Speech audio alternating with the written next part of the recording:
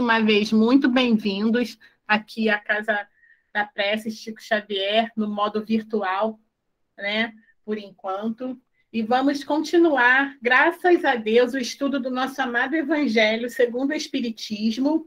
Né? Nós estamos lendo, né, refletindo sobre o capítulo 10, intitulado Bem-aventurados os Misericordiosos, e hoje nós vamos ler os itens 19, 20 e 21. Então, vamos lá. É permitido repreender os outros, notar as imperfeições de outrem, divulgar o mal de outrem? São 3 perguntas. A primeira, 19, ninguém sendo perfeito, seguir-se-á que ninguém tem o direito de repreender o seu próximo? A resposta de São Luís: certamente que não é essa a conclusão a tirar-se, porquanto cada um de vós deve trabalhar pelo progresso de todos, e, sobretudo, daqueles cuja tutela vos foi confiada. Por isso mesmo, deveis fazê-lo com moderação, para um fim útil, e não, como as mais das vezes, pelo prazer de denegrir. Neste último caso, a repreensão é uma maldade. No primeiro, é um dever. Que a caridade manda seja cumprido com todo o cuidado possível. Ademais, a censura que alguém faça a outrem deve, ao mesmo tempo, dirigi-la a si próprio, procurando saber se não a terá merecido. Mais uma pergunta no item 20. Será repreensível notarem-se as imperfeições dos outros, quando daí nenhum proveito possa resultar para eles, uma vez que não sejam divulgadas? Tudo depende da intenção. De certo, a ninguém é defeso ver o mal, quando ele existe. Fora mesmo inconveniente ver em toda parte só o bem. Semelhante ilusão prejudicaria o progresso. O erro está no fazer-se que a observação redunde em detrimento do próximo, desacreditando sem necessidade na opinião geral. Igualmente repreensível seria fazê-lo alguém apenas para dar expansão a um sentimento de malevolência e a satisfação de apanhar os outros em falta. Dá-se inteiramente o contrário quando, estendendo sobre o mal um véu para que o público não o veja. Aquele que note os defeitos do próximo o faça em seu proveito pessoal, isto é, para se exercitar em evitar o que reprova nos outros. Esta observação, em suma, não é proveitosa ao moralista? Como pintaria ele os defeitos humanos se não os estudasse os modelos? Agora, mais uma, a 21, item 21, que é mais uma pergunta. Haverá casos em que convenha se desvende o mal de outrem? É muito delicada essa questão. E para resolvê-la, necessário se torna apelar para a caridade bem compreendida. Se as imperfeições de uma pessoa só a ela prejudicam, nenhuma utilidade haverá nunca em divulgá-la. Se, porém, podem acarretar prejuízo a terceiros, deve-se atender de preferência ao interesse do maior número. Segundo as circunstâncias, desmascarar a hipocrisia e a mentira pode constituir um dever, pois mais vale caia um homem do que virem muito a serem suas vítimas. Em tal caso, deve-se pesar a soma das vantagens e dos inconvenientes. As 3 perguntas foram feitas a Allan Kardec a São Luís, em Paris, 1860.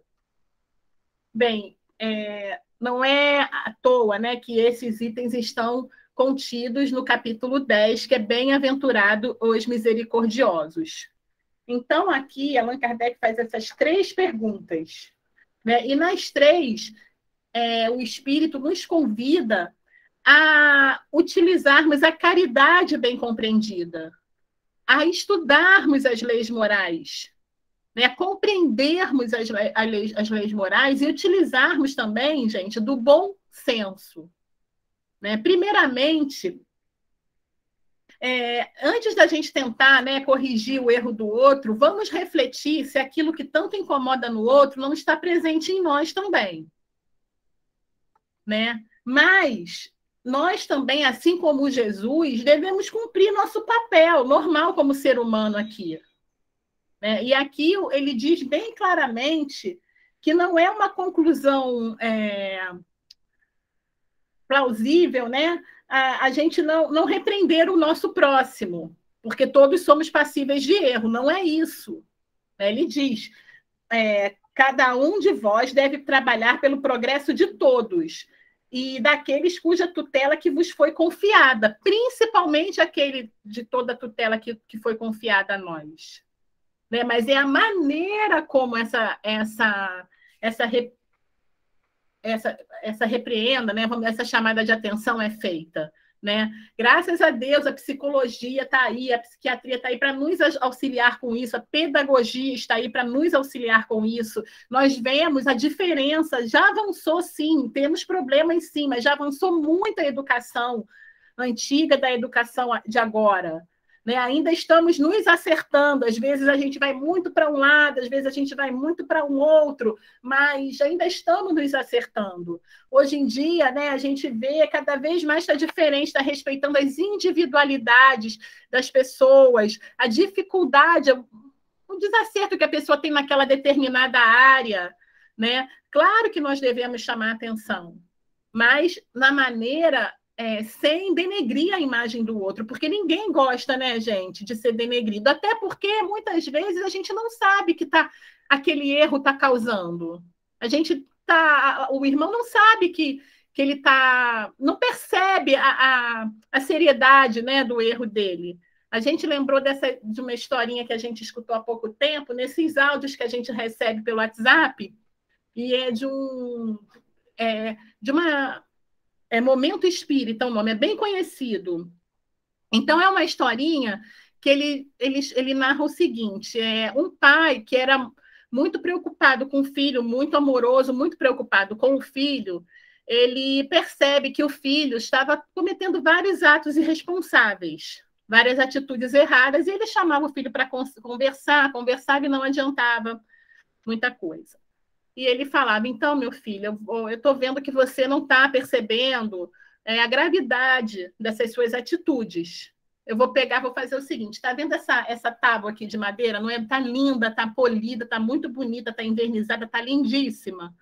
Cada vez que você fizer algo errado, eu vou pregar um martelo aqui nessa tábua. E assim foi feito. E o menino, cada vez que ele sentia aquele barulho, aquilo doía nele. Não pela tábua em si, mas pela vergonha que ele sentia. E aí ele chamou o pai, eu não quero mais fazer assim, eu não quero mais que essa tábua fique com tantos pregos assim. Aí ele falou, então vamos fazer o seguinte, cada boa atitude que você tiver, eu vou tirando um prego. E assim foi feito. Ele foi tirando, mas aí ele chamou, oh meu Deus, me desculpem. Perdão, gente. Ele foi tirando e esse prego ficou... Perdão, gente. Eu coloquei no não perturbe, mas eu acho que não resolveu muito, perdão. Ele foi tirando esse prego, mas as marcas ficaram. E ele mostrou, tá vendo, meu filho? As marcas continuam. Você consertou as suas mais atitudes, a gente conseguiu tirar o prego, mas as marcas continuam. Que exemplo, né, gente, desse pai? Que exemplo desse pai? Por quê? Porque ele poderia muito bem, tá vendo, falar sempre assim, né? Quando o filho faz coisa errada, é o filho do outro. Falar para a esposa, para a mãe, tá vendo teu filho aí, ó? Tá fazendo tudo errado. Viu? Tu não olha. Vai lá ver. Denegrindo a imagem da pessoa. Né? Mas não, ele chamou o menino, o jovem, o rapaz, para o exemplo ali. Ele fez o papel de pai, ele chamou a atenção.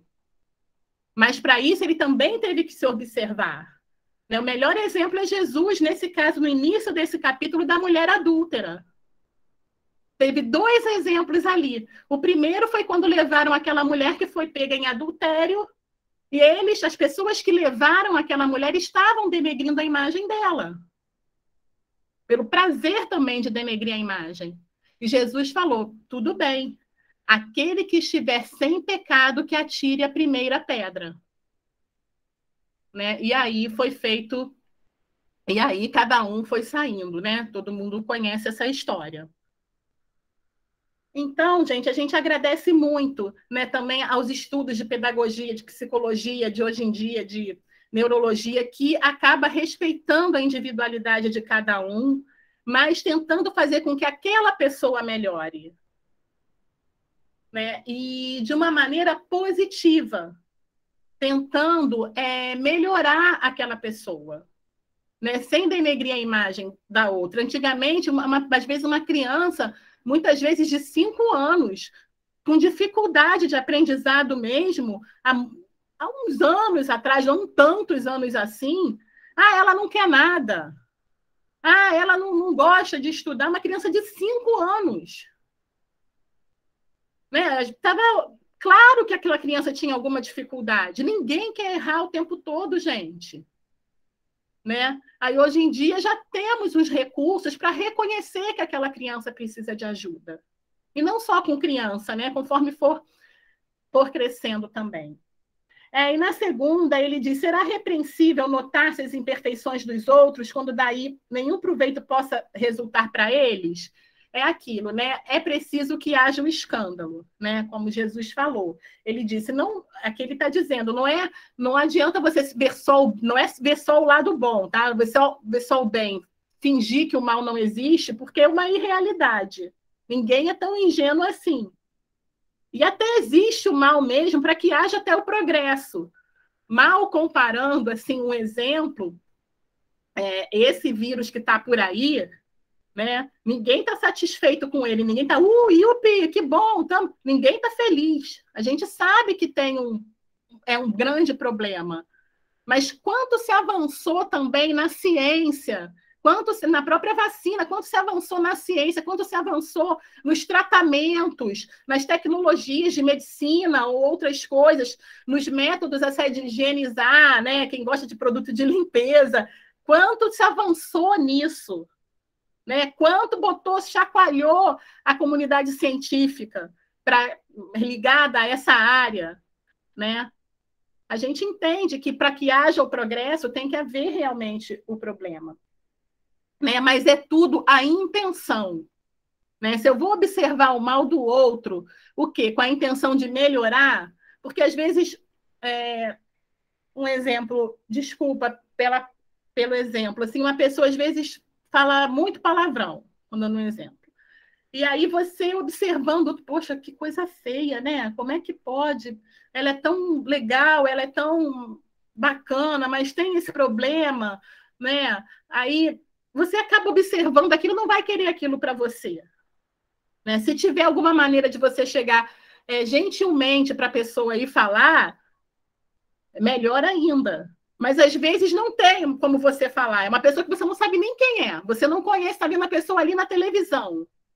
Não sabe nem, não tem o que fazer, né? Mas você está observando aquilo como que você não quer aquilo para você. Até no final ele fala, não é proveitoso ao moralista, como pintaria ele os defeitos humanos se não estudasse os modelos? É que nessa época existiam aquelas pessoas que falavam, que hoje em dia tomou uma outra conotação, né, essa palavra moralista, mas existiam as pessoas que estudavam o comportamento, ainda existe, né? Mas tinham esse nome, estudavam o comportamento humano, escreviam colunas nos lugares, nas revistas, né? Então, como é que ele existiria se não estudasse esse comportamento humano? Né? Se não visse o que há de mal, o que há de errado que a outra pessoa faz.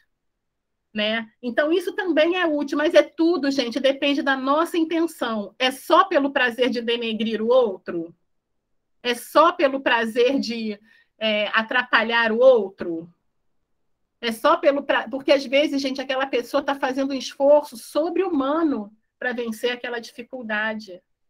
E quando, às vezes, a gente fala, a gente tem essa tendência. Quando a gente mostra uma dificuldade de uma pessoa, quando eu e fulaninho conversando, se eu vou mostrar a dificuldade daquele terceiro para o fulaninho, a gente tem uma tendência a, quando encontrar com aquela pessoa da qual a gente está falando, a gente vai lembrar primeiro daquilo que o outro falou. Né? E aquilo a gente já sabe que joga uma energia na pessoa. E às vezes a pessoa está fazendo muito esforço para melhorar. Então vamos tomar muito cuidado. Muito cuidado. Na terceira parte, é bem interessante que ele diz: haverá casos em que se convenha que se desvende o mal de outrem. E ele, apelando novamente pelo bom senso, diz: olha, vamos ver, vamos se realmente é verdade, né? Se passa pela peneira, se realmente é verdade, e se for, coloca na balança. Se realmente é melhor que caia um do que muitos. Isso a gente pode exemplificar muitas vezes agora o golpe, né? Tantos golpes que as pessoas com essa criatividade, algumas, né? Que acontece, né? Muitas vezes a gente vê, vamos alertar, alerta o golpe, está acontecendo o golpe tal, não sei o que, estão ligando e falando, isso é golpe, né? Estão divulgando, mas quando envolve uma pessoa, e quando envolve uma pessoa que está tendo uma atitude errada, e pode vir se a gente não falar, pode vir a prejudicar várias pessoas. Né? Muitas vezes, às vezes, no trabalho, às vezes, tem uma pessoa que está tendo uma atitude, está cometendo um erro que você sabe que vai prejudicar muitos ali. Vamos usar da razão, da vigilância, da oração e da atenção, da apuração correta dos fatos. A gente até lembra de uma história, de um fato que aconteceu, que é muito divulgado, a grande maioria já deve conhecer, que é os três crivos, né? A peneira dos três crivos. Um discípulo chegou para o Sócrates e sussurrou, falando a ele: olha, eu tenho uma coisa muito grave para te contar, muito séria. Como eu sou seu amigo, eu tenho algo muito sério para te contar. E ele falou: olha, então, vamos lá. Você já passou esse fato que você quer me falar? Você já passou pela peneira dos três crivos? E aí o rapaz ficou pensando: mas o que se trata? Que peneira é essa? E Sócrates falou primeiramente: primeiro de tudo, você verificou se é verdade realmente? Você estava presente? Você verificou os fatos? Aí ele já pensou: me contaram. Ah, tá. Então vamos lá para a segunda peneira. Ah, é a segunda? Sim. É o da bondade. Ainda que não seja real, né? Pelo menos você acha que é bom o que você vai me contar? É algo bom? É algo positivo? Olha, não é não. Não é nada bom. Pelo contrário, não é nada bonito, não. Ah, não, né? Então tá ótimo. Vamos então, mesmo assim, mesmo que não é verdade, não é bom, vamos mais um pouquinho, né? Que ele é um professor, né? Ele é um mestre, vamos dizer assim, um pensador, um filósofo, enfim, e estava sobre a responsabilidade dele. Olha lá o primeiro item, né? Ah, então tá, que bom. Então, de repente, é útil, né? Tem alguma utilidade. Pô, vai que é uma receita de bolo, alguma coisa, né? Ó, não é bem útil, não, mestre. Útil não é, não. Ah, não é? Então, se já passou pelos três crivos, se não é verdade, se não é nada de bom, e se não é útil, nenhum dos três, mesmo que um dos três caia, eu não quero saber, você não precisa me contar. Então, realmente, gente, é a maledicência. Né? Isso permeia, não é, eu sou assim, fulano. Isso permeia as nossas relações desde muito novo. Né? Às vezes, quando a gente vê um familiar reclamando do outro, né? O pai falando da mãe, a mãe falando do pai, é uma maledicência. Né? Já está permeando, quando a gente está vendo uma televisão, esses realities que tanto passam por aí, a gente fica lá, olha lá, tá, fez besteira, olha lá, aquele ali, sabia que ele ia fazer isso, aquele outro já vai falar aquilo ali, quer ver, eu sabia, o fulano é assim, você nem conhece. A gente nem conhece a pessoa. Está vindo ali numa determinada situação. Então, é algo que a gente tem que estar sempre muito vigilante. Orai e vigiai. Né? Orai e vigiai o tempo todo. Porque muitas vezes uma palavra, gente, uma frase, pode atrapalhar. Né? Que a gente lembra daquele joguinho que às vezes a gente joga com criança, vai colocando aqueles blocos, né? E vai tentando tirar de alguma forma para que aquela estrutura não desmonte. Se a gente tira de um lugar errado, aquilo tudo desmorona.